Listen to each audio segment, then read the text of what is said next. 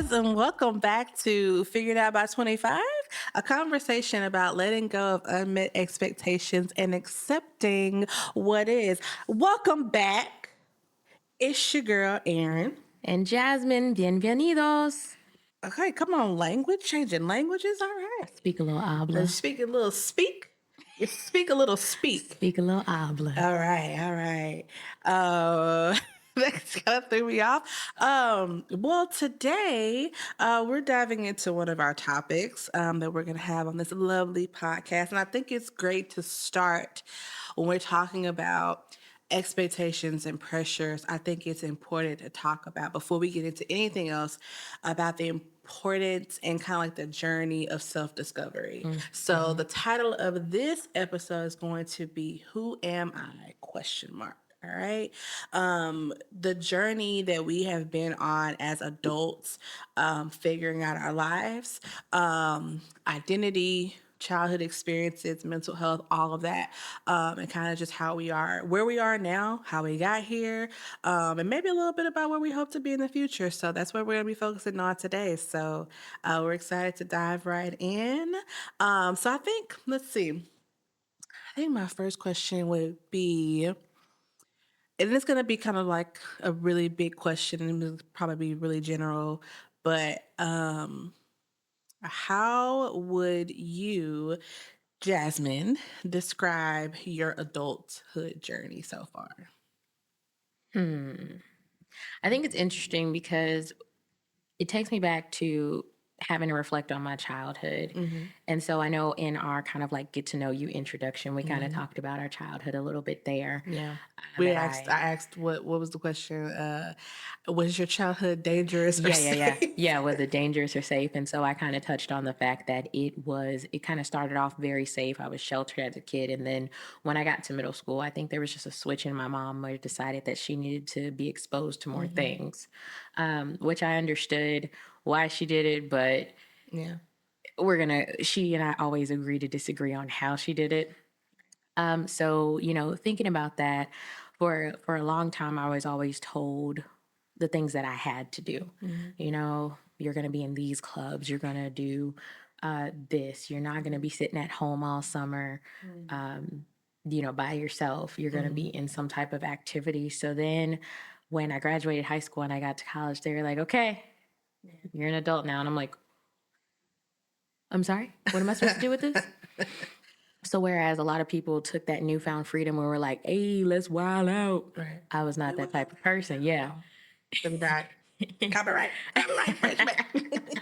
But I wasn't that type of person. I was actually very scared and it was very crippling to figure out what to do with that type of freedom. And I was like, deep. what am I supposed to do? Because I want to be responsible. Yeah, adult. I was gonna say. So maybe in your head, you're like, "What y'all aren't telling me what to do, where to go, how to be." Huh, okay. And that was really, really hard for me because I was like, what am I doing? What am I supposed to do? I know I'm supposed to go to class. I know I'm supposed to sign up for classes. I Right. know I'm supposed to pay tuition. But Right. outside of that, what else am I supposed to do? And so that was really, really hard for me to accept that I'm an adult and that it's okay for me to make these decisions. My mom never made me feel like the decisions I was making were wrong, but I always felt like the decisions I was making were not correct or not right or not doing well because I didn't have that decision making when I was growing up. It was okay. Now you're 18. Now you make all of these decisions. Yeah, that got deep fast. But I like it. It's a deep question. It's a deep question. And it was what's the word? Ambiguous question. Yeah. So kicking it right off the top, coming in high. Of course. So I would say for me, and kind of go back to the question that we asked last time, going back to me being sheltered as well, everything was given to me. Everything, well, Black parent, it's like some stuff, you got McDonald's money, like I didn't get everything, but got most of what I wanted. But we had McDonald's money. You had McDonald's money? Yeah, we did. I did not. At least my grandparents did. Oh, your grandparents had McDonald's. Of course, because that's what the grandparents do. They're going to give you the McDonald's. Just a side note. Yeah. Okay. I'm glad you had McDonald's money. We did not have McDonald's money. But anyway, I I think for me as a child, because I was so sheltered, I didn't know, I guess, like how to make my own decisions, if that makes sense. Like I think I did what I was told. I think my mom was great mom. Mhm, mhm. We have great mothers, Yes. but I think she just kind of just told me what to do, or she Mhm, did it for mhm, me. mhm, So like I remember being like 15, 16, and like we were like went out to eat somewhere. I think her second husband was like, they were like, we were at McDonald's. So we had McDonald's money at that time. And I think my mom was getting ready for order for us. And I think her second husband looked at her and was like, that girl almost grown. You better let her order her own food. And I was like, please don't let her make me order my own food. Like, I don't want to order my own food. I don't know what I want, man. I do know what I want, but I don't want to ask nobody. Like, just, I'm like, please just let my mother ask for what I want. So I think coming into adulthood and like going to college, I was ready, but I mhm, think I was like, all my decisions were like, is this the right thing? Am I doing the right thing? Is this mhm, wrong? Is mhm, that wrong? Do I know what I'm doing? I don't think I know what I'm doing. And so it was just that for me, because like I said, I just think that I was just so used to being told what to do, or it being done for me. So I think it made me a very indecisive adult. mhm, mhm, And I wasn't confident in my decisions. I remember at one of the nonprofit jobs I had, I remember a boss of mine had just told me like, it was like a decision I had to make, and she was just like, "Go with your gut," and I'm like, "What? What does that mean? That does not compute. Like, I don't know what that is. Like, going with my gut, I feel this way, but is it the right feeling? You know what I'm saying?" So, very insecure and just very indecisive. Even with getting married young, it was still like, am I making the right decisions? Am I doing the right things? So, and we've had this conversation on the phone about how like our upbringings, really affected how we, became adults and made our mhm, own mhm. decisions. Because I mean, nobody, it's like no map, no guide to all of this. We just, like you said, we just out the nest, like it's like the Uh-huh. birds that just kick you out the nest. Yeah. All right, you grown. Bye. Now that you're 18. Yeah, yeah. Now at you're 18, here you go. Like, there is no. We had actually had this conversation today with some friends. But yeah, it's no guide, it's no roadmap, and our parents didn't have a guide either. Right. True. So we have to take that into consideration, is that they didn't have a guide as well. So, I think they did the best that they could. Yeah. I don't know about you, but for my mom, looking at her, it always felt like she did have a guide. She knew exactly what she Oh. was doing. Mm, Mainly because we come from a family of educators. So mm, she just went into the field of being an educator. And as mm, for me, who didn't want to be an educator, I didn't have that same roadmap. mm. My mom Yeah. knew what she was doing. She went to Mm-hmm. school. She Hmm. got her bachelor's in Yeah. education. She started teaching. Then she Yeah. decided she wanted to be a school counselor. Oh. Went back to school and got that. So that added another layer onto me, Mm, because the only other immediate family member that didn't go into education, she was, and this wasn't the reason why, but she was known as kind of like the reckless one. mm-hmm. She knew as the person who she was beat to her own drum Mm-hmm. kind of thing. Mm-hmm. And so I was kind of like, what am I going to do? Mm-hmm. What is this? But Yeah. through self-discovery, through therapy and Jesus, Mm-hmm. not in that Mm-hmm. specific order, but through both of those things, I have come to terms with that. I'm going to do what it is that I'm going to do. And what do I always tell you? Something that I always say is, I'm going to do the best that I can, and that's Mm-hmm. enough. So that's something that I tell myself all the time. I'm going to do the best that I can, and that's enough. And I mean, looking back on it, reflecting on myself, I haven't done anything crazy. I haven't had to file for bankruptcy or anything. So I think I'm You ain't doing been okay. locked up. No, I have not been locked up. I have no idea where a trap house is. They don't know me by name in a trap house. Right. So That's funny. I think I'm doing okay. You're doing great.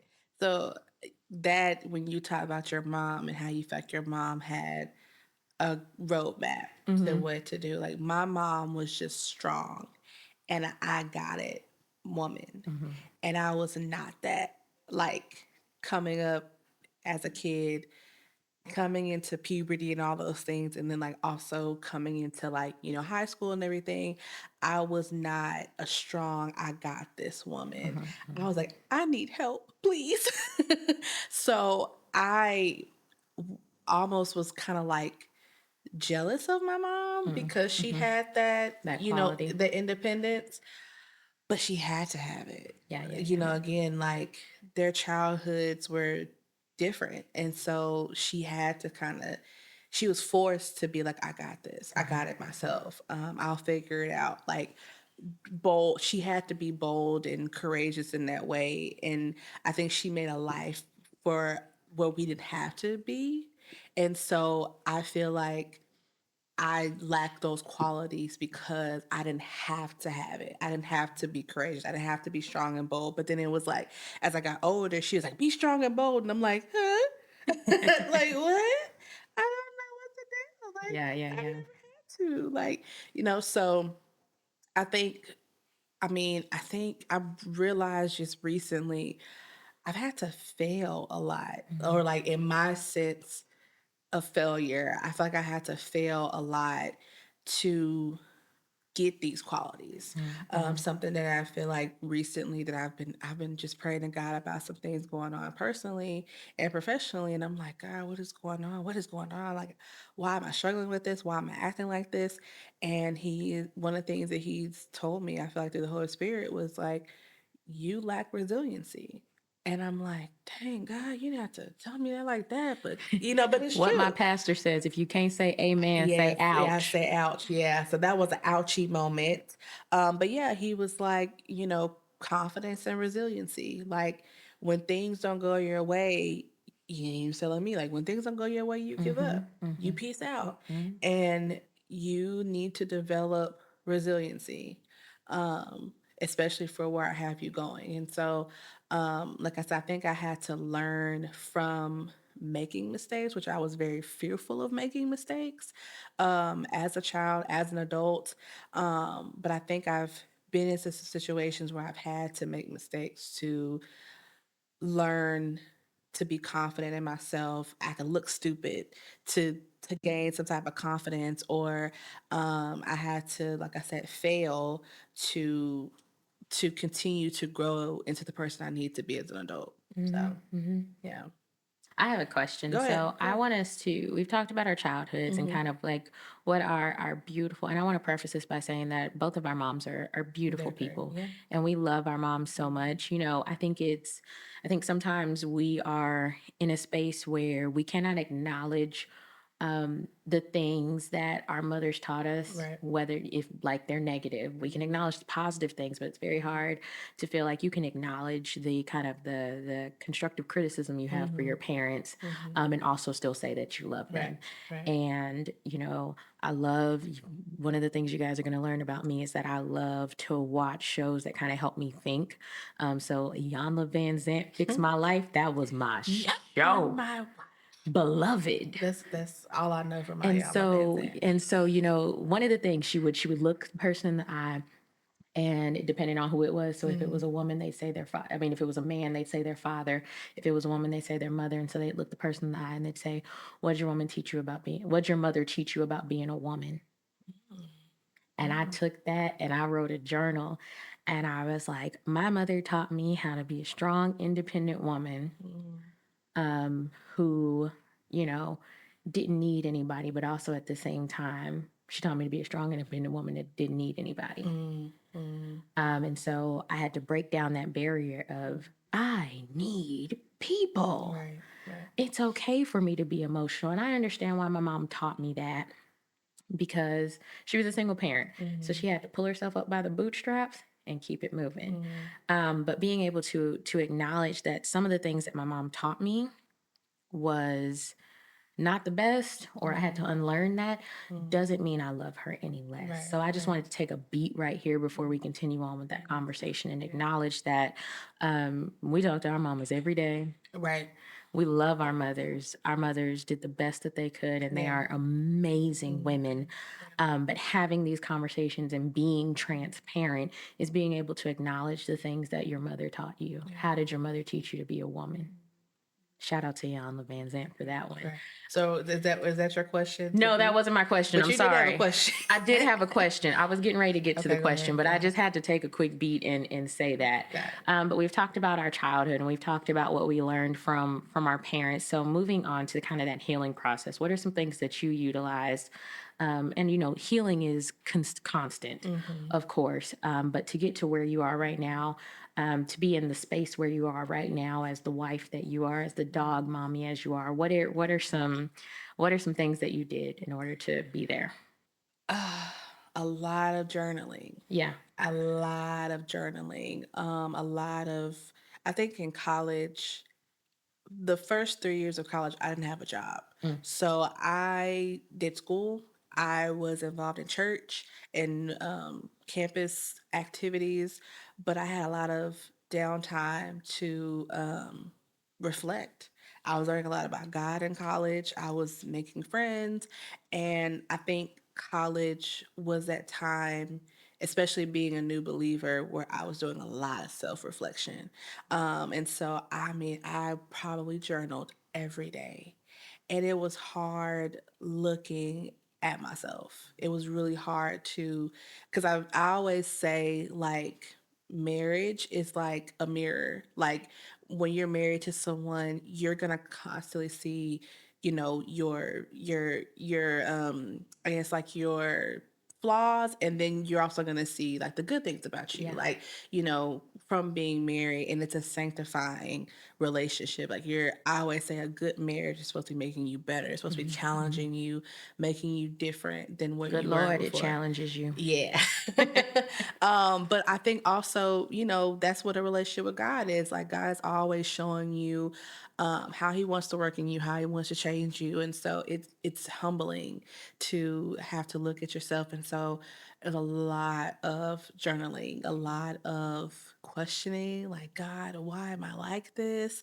I don't accept myself.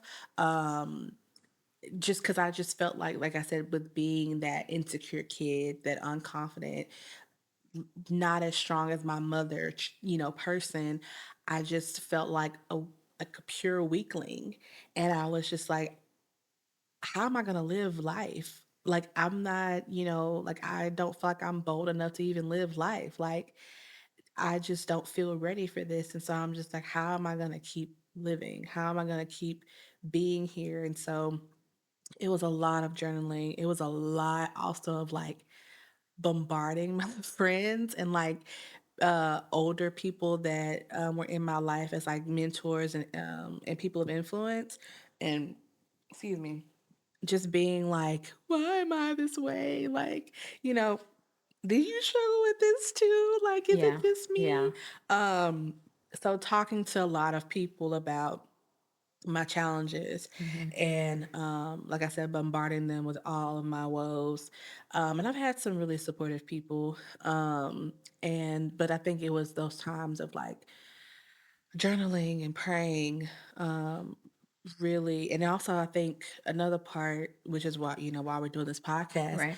is just being transparent with other people. Like, I don't have it together. Like, I struggle with this. And I think through that, you hear from other people that may go through the same thing, or that they may not have gone through the same thing, but they encourage you through what they've gone through. Hmm. And so I think vulnerability also played a huge part in it. And so I think without being vulnerable, whether it's writing in my journal or walking with other people, especially in the college community that I had at the time, I don't think I would be here with that. So I think that was my own journey of healing, and just having friends like you and other people that are there when I'm having all my flaws and all my Yeah. insecurities that are out there.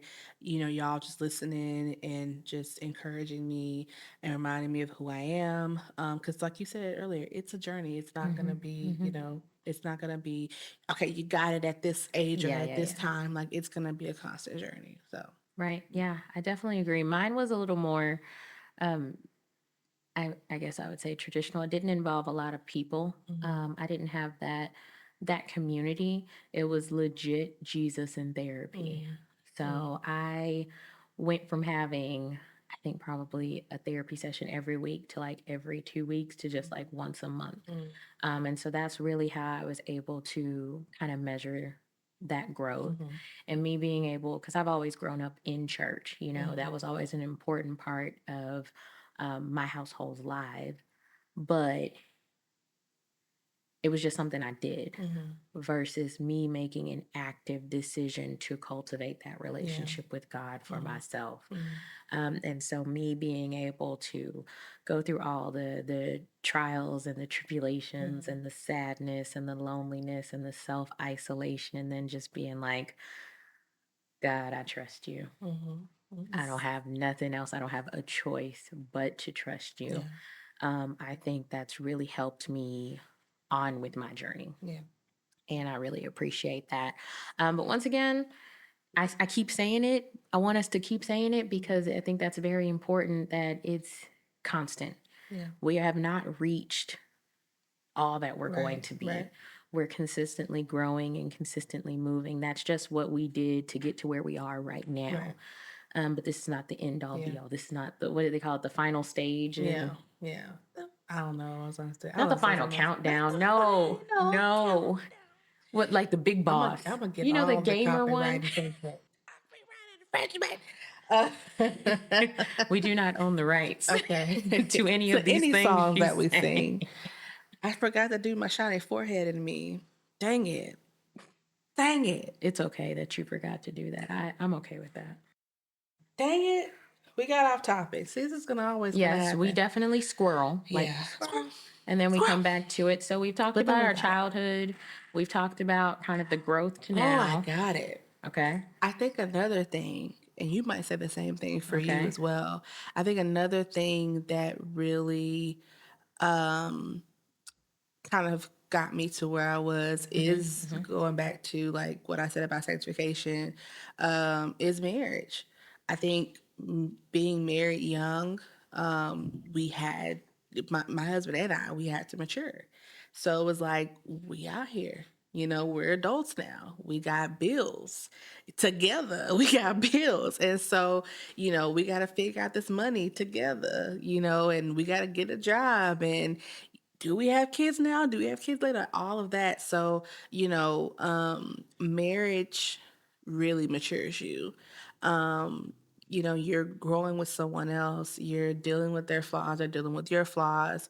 And so I think also too, and I thanked him when we did like another little recording session, but like him being with me on this journey has been a blessing. And Hmm. like, just like how he told you earlier when you were talking about, your headphones, you're like, Yeah, yeah, yeah, yeah, you're a big girl. Like, that's what he said, tell me too. He's like, babe, you got it. You got it. I'm like, yeah, no, I don't. And he's like, yes, you do. You got it. You're adult. You can yeah. do these things. And so, him being like my biggest supporter, and then also, like I said, being married, just in general, like, maturing me and like Hmm. forcing me to get it together, figure it out with him, Hmm. is another part of the journey.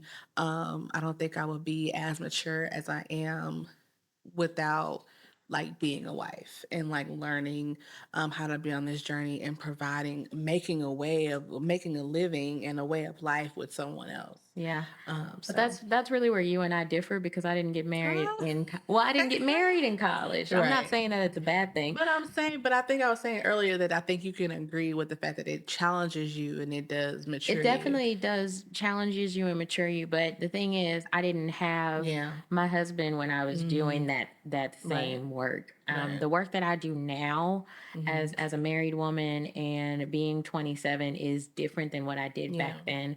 It's less self discovery and more of kind of how we can come together and create a Right. home together, Right. because we've only been living together for a year. Hmm. So that's really more of what we're working on there.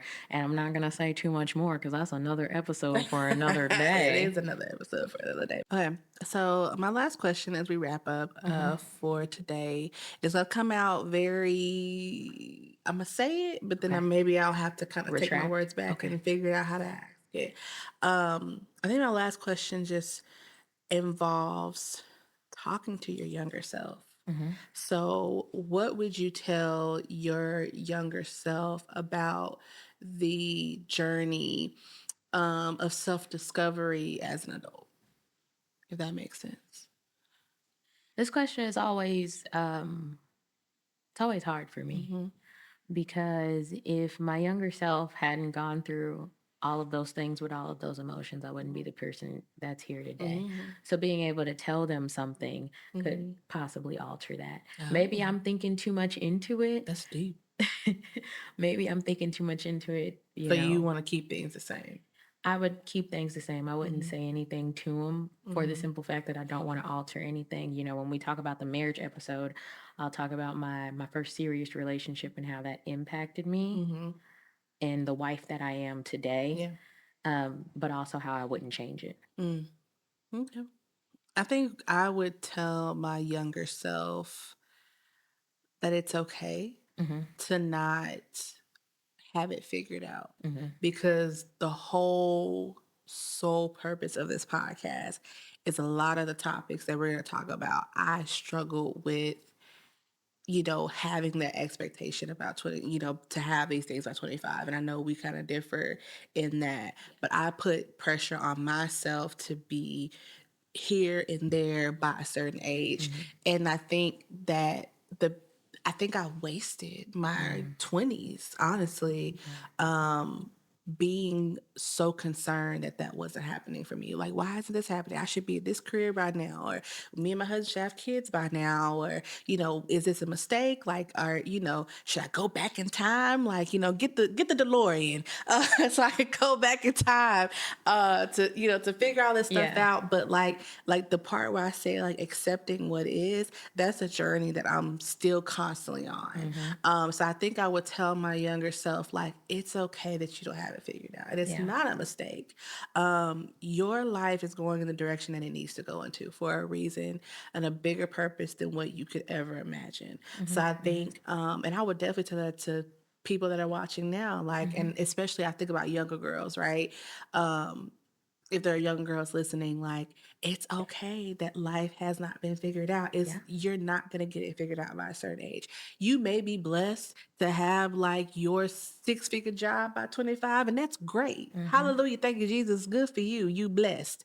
But not everybody has that. Yeah. You might have a child by 25. You might be married by 25. You might get a car by a certain age. And that's all great, but it's also okay if you don't. And so I think about expectations and pressures, whether this is another episode, whether we get it from our parents or we get it from TV. Thinking about all of that, I think I just really want my younger self, and then also people that are watching too, to know that it's okay if it has not been figured out. Yeah. Um, Exactly. because and like I said, I really do feel like I wasted my especially like my mid to late 20s, Hmm. putting that pressure on myself. So that's the biggest message I want people to take away from today is, one, go on that journey of self-discovery. Yes. Keep going on the journey. I Hmm. don't care if you're 40, 50, I don't care. Like, keep going on the journey of self-discovery. But also know, if you're young, if you're like early 20s, early 30s, whatever we call young, know that it is okay that life has not panned out the way that you designed it or put it in your head. And know that God is with you on the journey, and He does not make mistakes. Yeah. We may have our hand and maybe make some mistakes ourselves, but God is always there to pick us up, and walk with us throughout the journey. So trust Him, like Jasmine was saying, like, have no choice but to trust God, Yeah. and lean into Him when you make those mistakes, and know that He already knew it was going to happen, and it's Yes. okay. And so take the pressure off yourself. Wusa akuna matata, Yeah. and just take life the way that it is, and just enjoy it. Hmm. Enjoy life. And lastly, one of the things that you hear in both of our stories, even though they're different, both of our journeys are different. You heard Aaron talk about the importance of community, and you also heard me talk about the importance of having somebody else to be there for you. So maybe a therapist is not for you. That's okay. But feel like you can lean on or you can talk to somebody. I think that's another great takeaway Mhm. that we need to really highlight here before we say goodbye. I feel like I'm doing a little PSA. I want to sing another song, but copyright infringement. I think that's her catchphrase. Yeah. 'Cause it's stopping me from doing stuff, from getting sued if it's possible. 'Cause I'm scared. Yeah, I think that's I'm her so scared. catchphrase now. All right, guys. Thank you so much for hanging out with us Yeah. today. We really This appreciate was a it. great conversation. It's I gonna did. be a great journey. I'm It excited about is. all the It things. is. Well, until next time. Bye.